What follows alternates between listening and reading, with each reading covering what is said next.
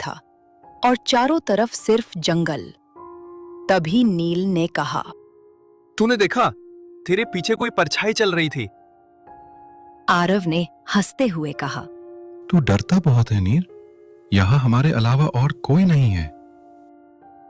यह सुनकर नील चुप हो गया।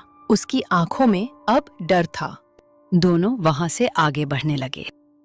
तभी उन्हें पास के गांव में एक पुरानी हवेली दिखाई देती है। दोनों दोस्त उस हवेली की तरफ चलने लगते हैं। तभी सामने से कोई आता है और दोनों को कहता है, रात को बाहर मत निकलो और पुरानी हवेली की तरफ तो भूल कर भी मत जाना। वहां एक भूतिया साया है जो जिसे पकड़ता है वो खुद की पहचान भूल जाता है। इतना बोलकर वो वहां से चला जाता है। तभी वहां पर जोर की बारिश शुरू हो जाती है और जोर जोर से बादल गरजने लगते हैं।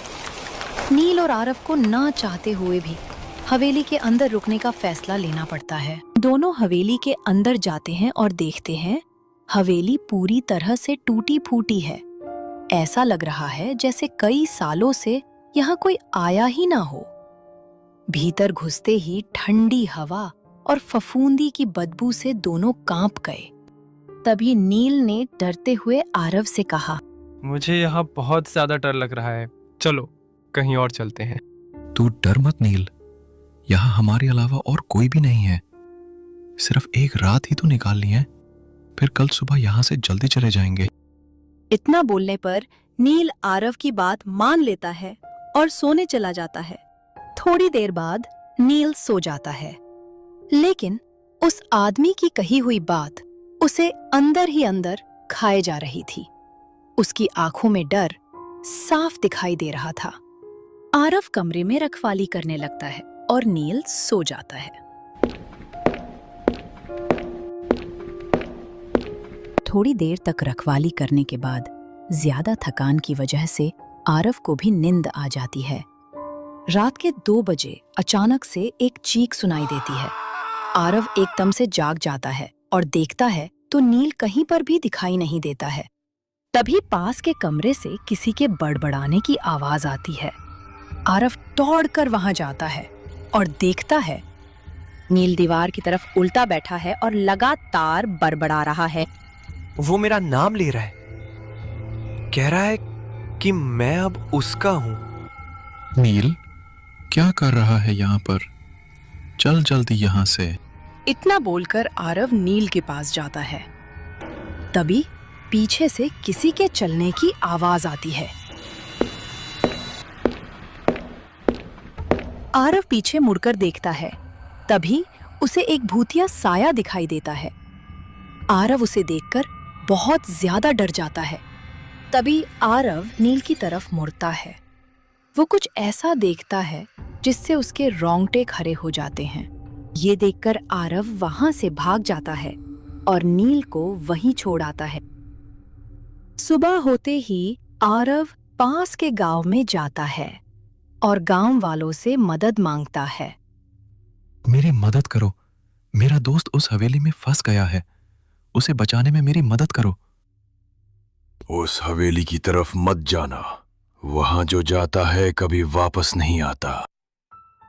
मेरा दोस्त उस हवेली में है, कोई तो मेरी मदद करो, वो उसे मार देगा। तभी एक वृद्ध आदमी चलता हुआ आता है।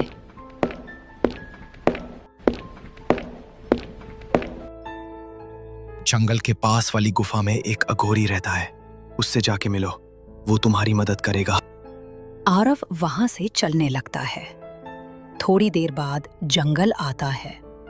आरव बहुत डरा हुआ है, लेकिन नील को बचाने के लिए वो जल्दी से आगे बढ़ता है। थोड़ी देर चलने के बाद आरव गुफा में पहुंच जाता है। तभी उसे अघोरी की आवाज सुनाई देती है।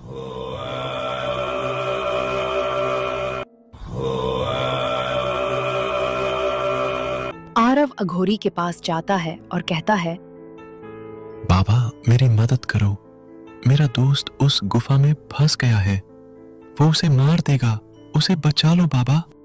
तभी अघोरी कहने लगता है, उस हवेली में 50 साल पहले एक नौजवान विराट मानसिक बीमारी से जूझ रहा था। लोग उसे पागल समझते थे, पर वो कहता था, मेरे साथ एक साया चलता है। जब किसी ने यकीन नहीं किया, उसने खुद को ही जला लिया। अब वो साया और उसकी आत्मा एक हो चुके हैं। वो नए शरीर ढूंढता है ताकि वो फिर से जी सके। आरव ने जब ये सुना तो सन्न रह गया। क्या नील अब उसके कब्जे में है?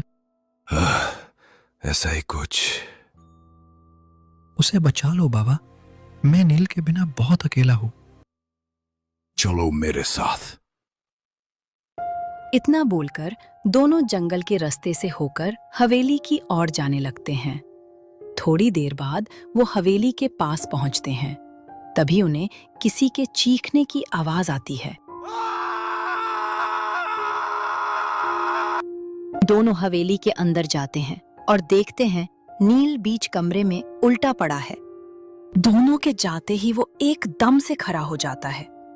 उसकी आंखें सफेद हो गई थीं और वो कहने लगा, आरव, तू भी मेरे साथ चल, बहुत अकेला हूं मैं। तभी अघोरी वहां बैठ जाता है और मंत्र बोलने शुरू करता है। थोड़ी देर बाद एक काला साया भयंकर चीख के साथ नील के शरीर से बाहर निकलता है। नील बेहोश होकर वहीं गिर पड़ता है। आरव नील की तरफ चलते हुए जाता है। तभी नील धीरे से उठता है और आरव की तरफ देखकर बोलता है, आरव, क्या हुआ था मुझे? तू अब ठीक है। तुझे एक साया ने घेर लिया था, पर अब सब ठीक है। लेकिन अघोरी चुपचाप खड़े होकर उन्हें देखे जा रहा था। उसके चेहरे को देखकर लग रहा था मानो वो कुछ छुपा रहा हो।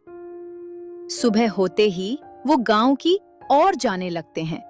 गांव वाले दोनों को देखकर चौंक जाते हैं और कहते हैं, तुम लोग जिंदा कैसे लौट आए? ये सिर्फ शुरुआत है। हवेली का रहस्य अब और गहरा हो गया है। वो साया क्या अब भी किसी को ढूंढ रहा है? वो अब आरव के पीछे है। ये सुनकर आरव को मन ही मन डर लगने लगता है। रात होते ही आरव कमरे में अकेला बैठा है।